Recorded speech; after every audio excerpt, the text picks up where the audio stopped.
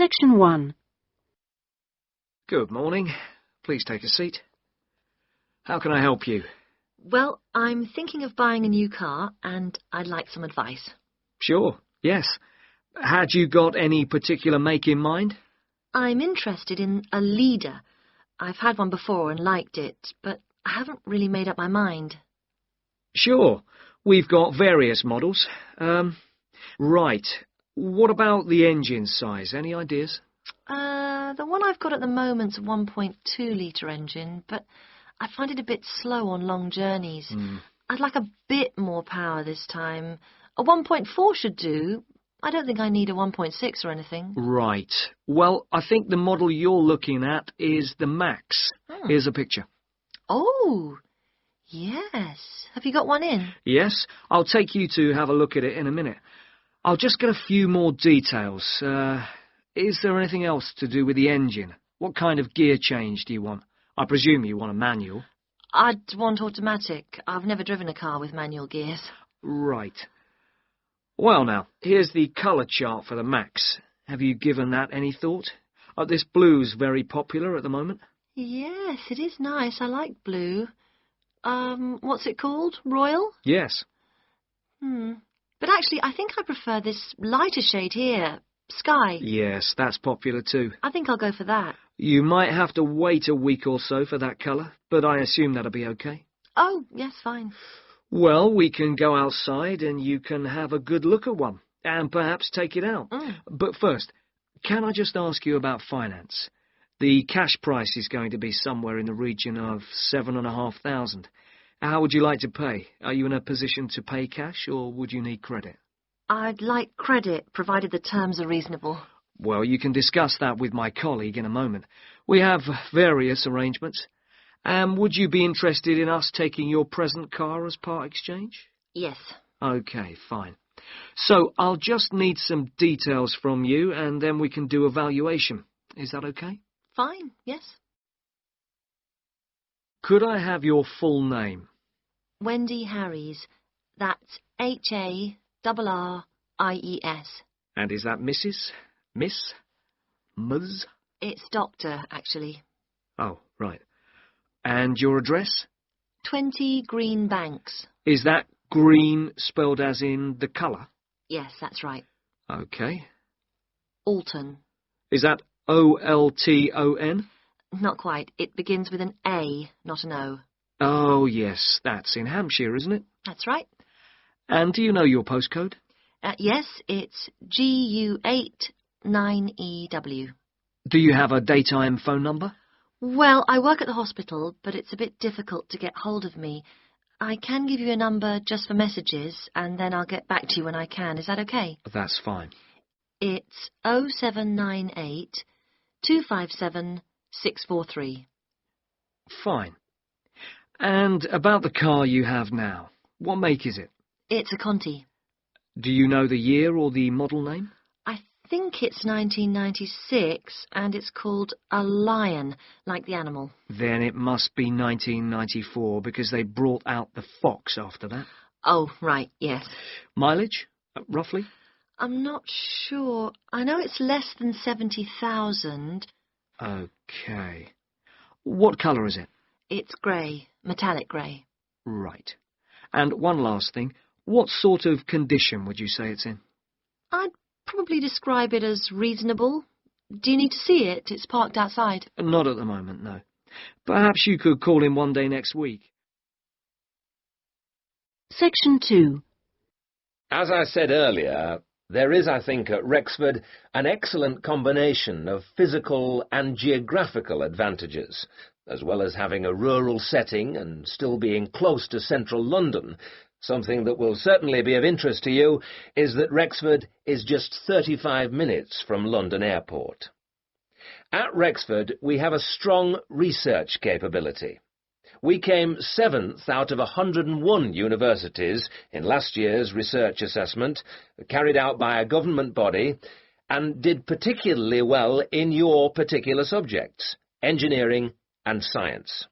Actually, we got a top research grade of 5 for engineering, geography and computer sciences. One further point, and I know from talking to you individually that a number of you may be looking for some experience in industry after the course, is that all our science and engineering research departments have unusually close relationships with industry in the area. Anyway, that's enough sales talk from me. I'll just take a sip of this coffee that's just arrived, thank you, and then I'll say something about what actually happens when you apply. Right, now, if you do decide to make an application, what you do is send it directly to me in my department. I will then immediately send confirmation and the application process begins.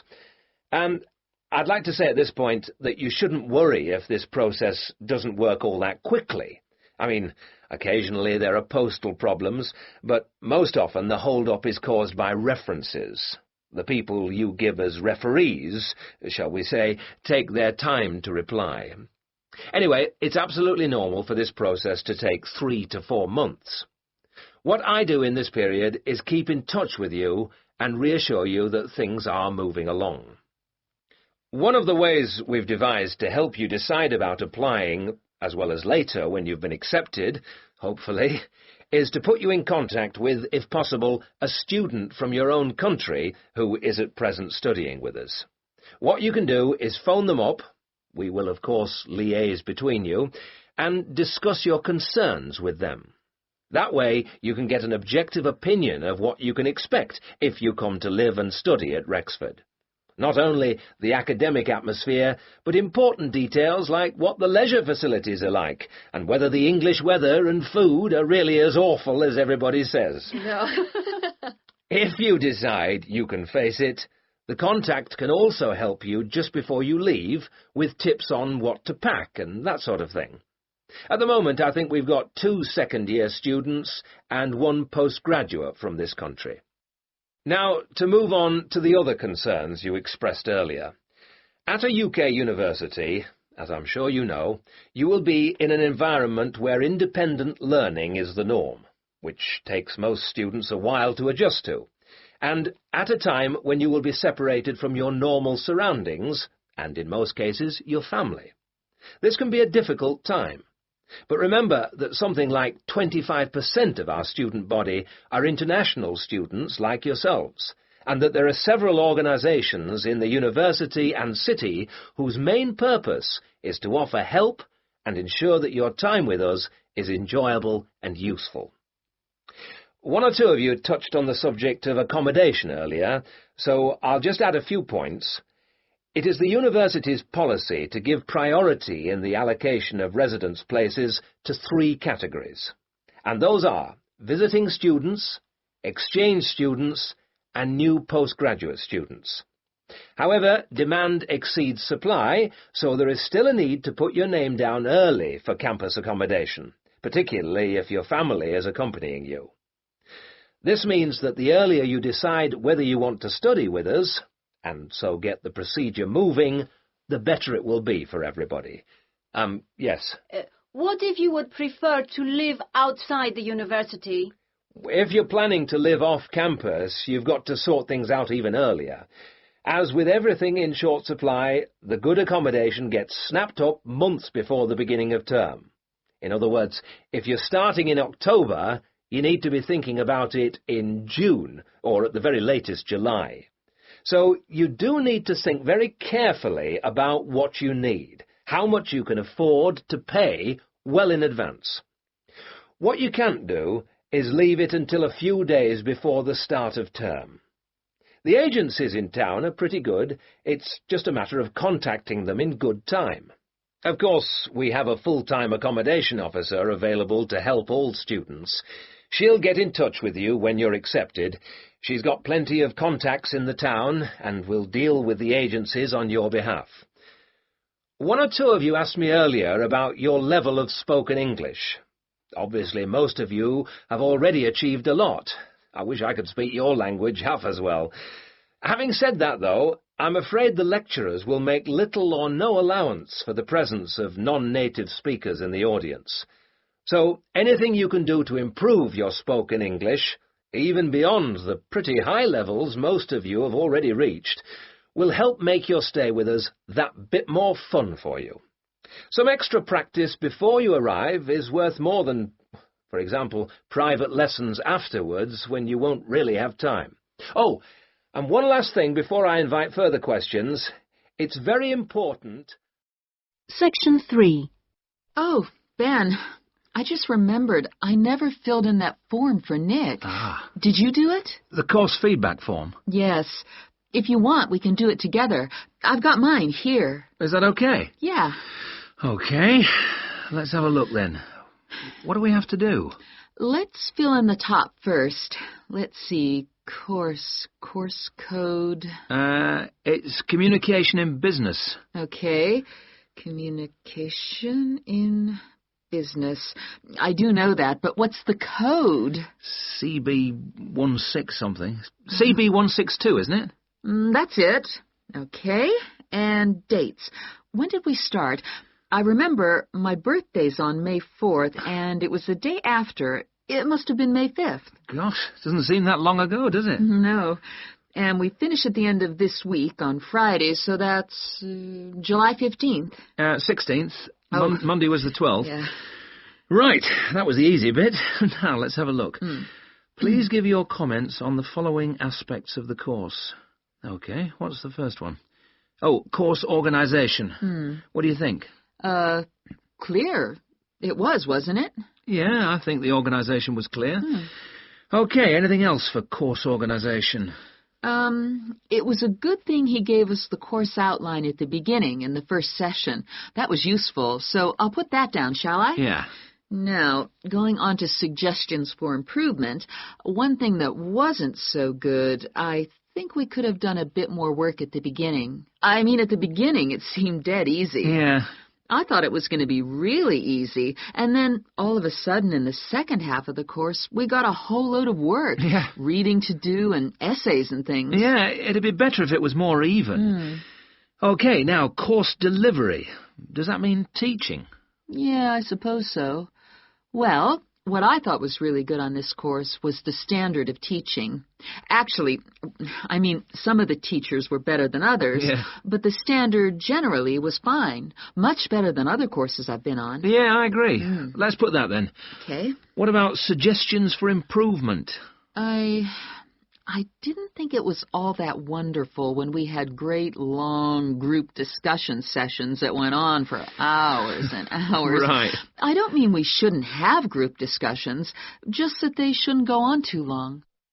Now, on to materials and equipment. Oh, now, what was good about some sessions was the handouts. Yes, I thought all the handouts were good, actually, and some were great, with website addresses and everything. One problem, though, with materials was the key texts. Yes, there just weren't enough copies on reserve in the library. And if you can't get the key text before the session, how are you supposed to do the reading? Yeah. And not enough computers. You have to wait ages to get one. Okay, testing and evaluation. Well, I don't know. It's hard to say until we've got our written assignments back. Oh, don't talk about it. I only got mine in yesterday. It was a real struggle. Oh, I hate to think what mark I'll get. Yeah, but at least we've done the oral presentation. I thought that was good, the way I got my feedback really quickly. Yes, it was. And I liked the way we knew it would be evaluated on. We knew the criteria, so we knew we had to think about clarity, organization, and so on. Yeah, but I'm not so sure about the written work. One thing, I think, is that there's just too much. It's really stressful. Oh, yes, I'd agree. And I don't see why they can't let us know the criteria they use for marking. The written assignments, but he told us. No, for the final exams. Oh. What are they looking for? What are the criteria? What makes a pass or a fail? Yeah, I never thought of that. It'd be really useful. Okay, any other comments? I thought student support was excellent. Yeah, me too. Okay, excellent. Other comments? No, I can't think of anything else. Nor me. Okay, so that's done. Thanks, Ben. No, thank you. Section 4. Well, my group has been doing a project on how household waste is recycled in Britain. we were quite shocked to discover that only 9% of people here in the UK make an effort to recycle their household waste. This is a lower figure than in most other European countries, and needs to increase dramatically in the next few years if the government is going to meet its recycling targets. The agreed targets for the UK mean that by 2008 we must reduce our carbon dioxide emissions by 12.5% compared with 1990. And recycling can help to achieve that goal in two main ways. The production of recycled glass and paper uses much less energy than producing them from virgin materials, and also recycling reduces greenhouse gas emissions from landfill sites and incineration plants. As part of our project, we carried out a survey of people in the street, and the thing that came up over and over again is that people don't think it's easy enough to recycle their waste. One problem is that there aren't enough drop-off sites. That is, the places where the public are supposed to take their waste. We also discovered that waste that's collected from householders is taken to places called bring banks for sorting and baling into loads. One problem here is taking out everything that shouldn't have been placed in the recycling containers. People put all sorts of things into bottle banks, like plastic bags and even broken umbrellas. All this has to be removed by hand. Another difficulty is that toughened glass used for cooking doesn't fully melt at the temperature required for other glass, and so that also has to be picked out by hand. Glass is easy to recycle because it can be reused over and over again without becoming weaker. 2 million tons of glass is thrown away each year. That is 7 billion bottles and jars. But only 500,000 tons of that is collected and recycled.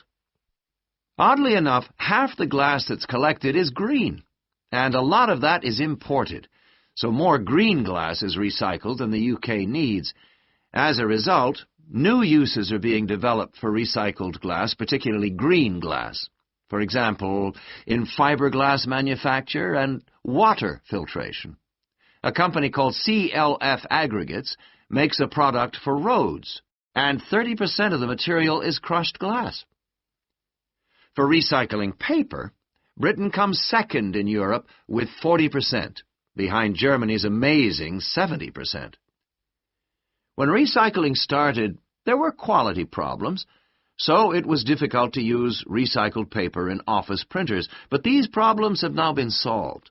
And Martin's, based in South London, produces a range of office stationery which is 100% recycled, costs the same as normal paper, and is of equally high quality. But this high quality comes at a cost in terms of the waste produced during the process. Over a third of the waste paper that comes in can't be used in the recycled paper, leaving the question of what to do with it.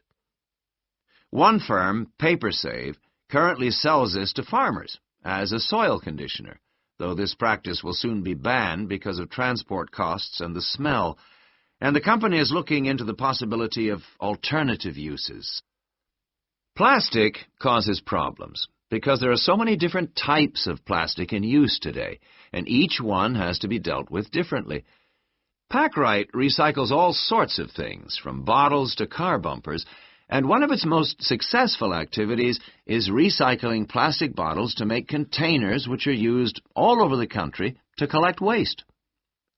The Save a Cup scheme was set up by the vending and plastics industries to recycle as many as possible of the 3.5 billion polystyrene cups used each year.